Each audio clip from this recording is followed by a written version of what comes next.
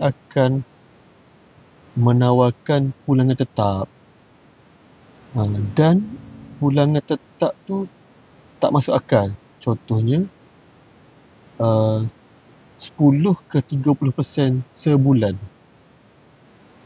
Jadi siapa tak teruja kan?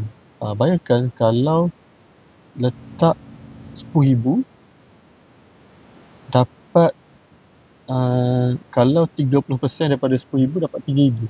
Maknanya dapat RM13,000 bulan pertama. And then kononnya ada compounding lagi.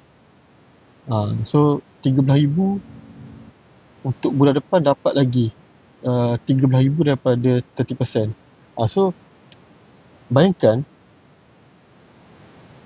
kita ditawarkan dengan investment macam tu.